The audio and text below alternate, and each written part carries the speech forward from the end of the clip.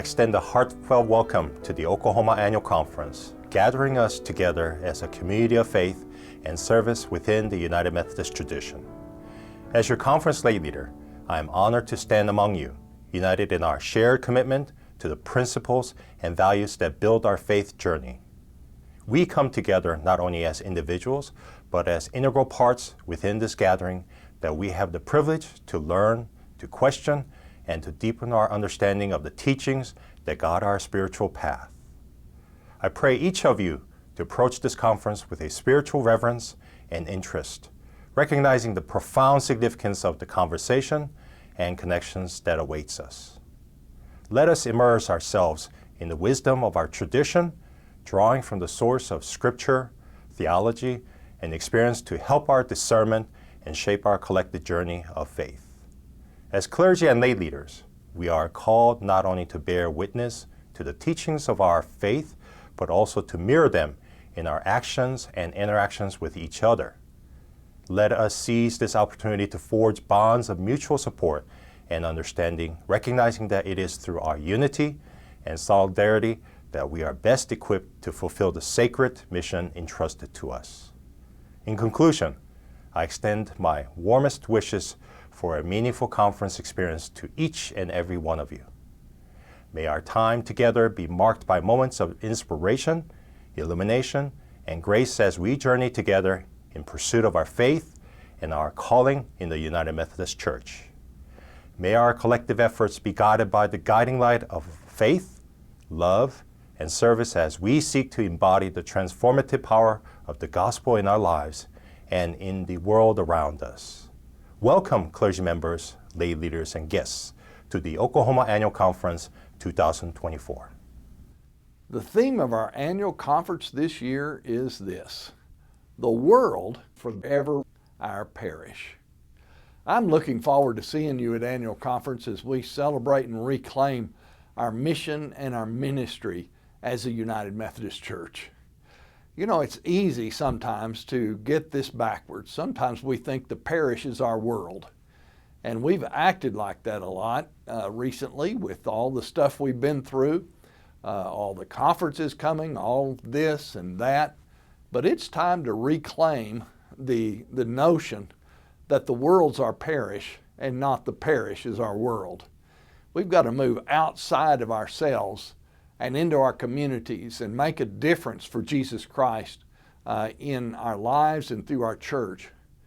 It's a time to come together to celebrate what we've done, because we're doing great things in the Oklahoma Annual Conference. We are one of the strongest conferences in the nation and in the world for that matter. We've got so many talented and gifted people. I think you'll be inspired, as I have been, by celebrating the work that our colleagues are doing and that we're doing in our local churches. It's going to be a great time. We remind ourselves it is not about ourselves.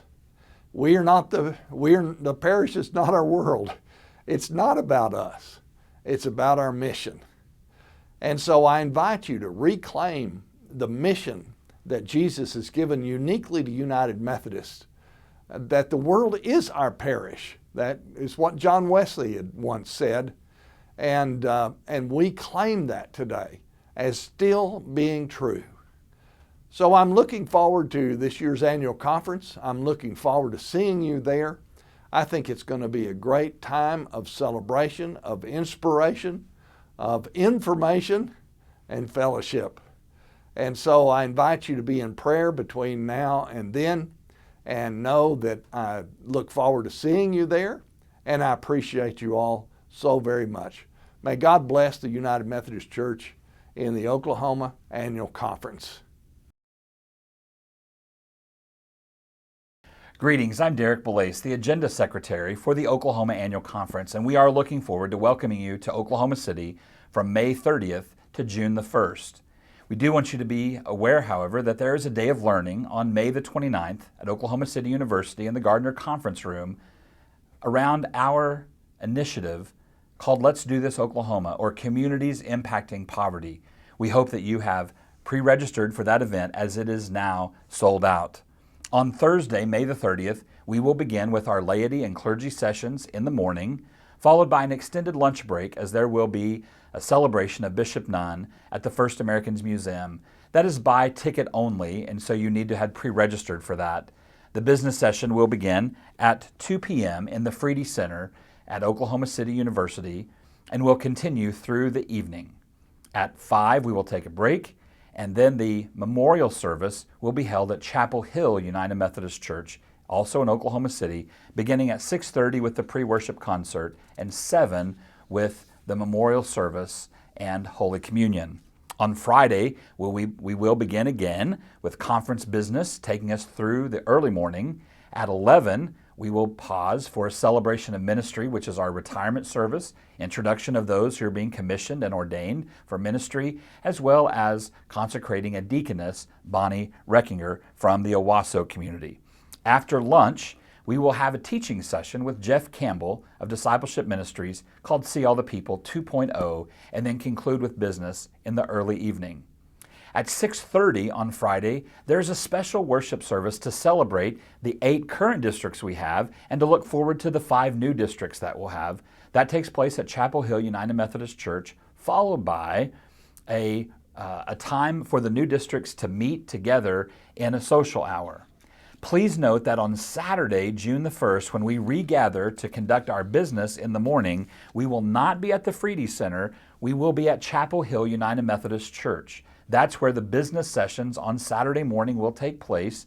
That includes the approval of the 2025 apportioned budget, as well as the pension and health benefits reports, plus the 2 resolutions that we have to vote on. After lunch, we will gather in the sanctuary of Chapel Hill for the ordination and commissioning service. Following that, at the end of the ordination and commissioning service, there will be a special reception for Bishop Jimmy and his wife Mary Nunn. Bishop Nunn has served us for the last 8 years, and he'll be retiring at this year's annual conference. And so we hope that you will be there to pay special honor to him at the end of the ordination and commissioning service. Please take a look at the pre-conference workbook for information about the agenda, as well as all the reports that you need to read to prepare for the business that is before us. Well, good morning. My name's Joe Holt. I'm the Treasurer and Chief Benefits Officer for the Oklahoma Annual Conference. I'm joined today by Scott Davis, who's the Chairperson for the Council on Finance and Administration. And today we want to talk about the report that's in your pre-conference workbook that comes from the Council on Finance and Administration. So I'll let Scott start speaking towards the budget for 2025, and we'll get into the report from there. Thank you, Joe. The overall apportioned budget is being reduced by 3%. However, large reductions have been made to most of the general church apportionments based on the actions at the recent meeting. There is an increase in the Episcopal Fund, which pays for bishops across the world. There's no increase in conference programming budgets. One budget reduction is the Retiree Health Supplement Program, which Joe will speak to. While this program is unchanged from the previous year, the funding mechanism for the program is changing. The 25 apportioned budget has gone to zero. The program will be funded from dollars received for such purposes from disaffiliated churches. 2 other changes coming from the area formerly called Mission and Ministries. First, the amount allotted to support our 12 Wesley foundations has been moved from that section back to the apportioned budget. This amount has been reduced over previous years, but in line with receipts over the last 3 years. It is important for churches to continue to pay this line at 100% so the campus ministries do not see a reduction in their funding. The final change is that our support of Oklahoma City University will become a pledge, joining 6 other extension ministries, which were moved into that category in 2024. Local churches will decide on the level of support for OCU and notify the conference as to other extension ministries to which they make a pledge. The support has been sent through the conference treasurer, just as other apportionments and special gifts are remitted. Just a little bit more on the retiree fund and all. Again, we just want to make sure everybody understands that even though it's showing 0 in that line item, we're still anticipating probably around $700,000 in expenditures in the next year, or 2025, towards that. And we'll basically, again, be using some of that stabilization fund money as well as the surplus that we had in that retiree health account that should be able to cover that for next year and several years to come. So we will still have the exact same program in line for our retirees going forward. So no changes there. Where we do have some changes, though, is going to be on how we're apportioning churches. And so when you get into that section of the report, you will see some differences. And over the last couple of years, in order to do no harm to our churches, we basically have gone off the formula and the calculations to make sure all the churches were seeing some reductions. And as we're coming back on to formula, we were looking to do what some other conferences are doing and actually go to more of a revenue-based calculation. So what you'll see in there now is a 3-year average based on essentially the operational revenues of the churches. It's line 52T of the statistical reports. And so we're going to do the calculation based on 10% of that line item for, again, the average for those churches. But also because it is a fairly radical change and because of the way we have held things in check the last couple of years, we're going to limit any increases on our churches to 5%. And then we also limited any reductions for our churches to 20%. So I think with all those in line, we can still, again, present or have favorable apportionments for all of our churches. And we know still overall the 2025 apportionments will be less than the 2023 apportionments. So again, we think this is going to be fair for all of our churches and not add additional burdens for the 2025 budget year. The provision that we had in the CF&A program, which was approved each year, included provision for auditing of records of the churches and agencies, as well as review of projects. After further discussion, we removed and changed those requirements. Now, the CF&A will not be doing an audit. The CF&A's responsibility is to make sure that we do have a certified audit, which we have done and which is being completed by Finley and Cook. But with regard to those funds distributed from various agencies to churches, the churches will report to the agency providing the funding. For example, if a church is receiving equitable comp funds, then it will be reporting back to equitable comp about the disbursement of those funds. As Joe has mentioned previously, the budgeting process is an ongoing one with monitoring and evaluation as we move through the year, and in conjunction also with the annual conference council. So we're really keeping an eye on everything and are prepared to address any issues that may arise. So please take the time to review the report for CF&A in the pre-conference workbook, and we look forward to seeing everybody at annual conference.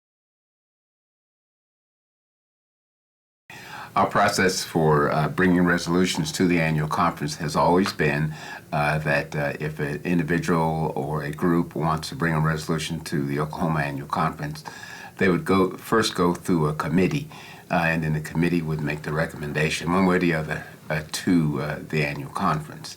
And so we have 2 such resolutions that have gone through this process that will be presented at this annual conference.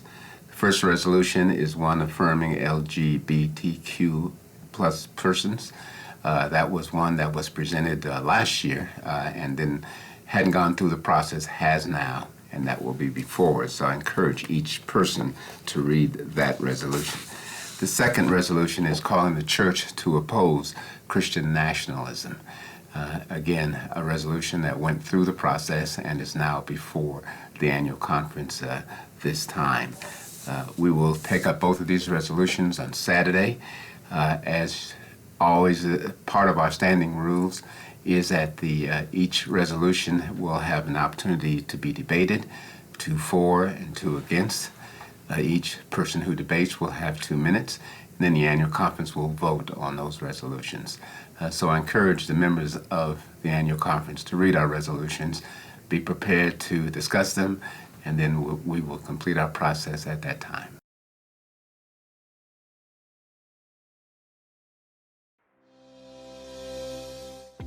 Imagine a place where students can turn their ideas into reality, a place where creativity knows no bounds. We envision a makerspace here on our campus, but we need your help to make it happen. A makerspace isn't just a workshop. It is a hub of learning, collaboration, and discovery.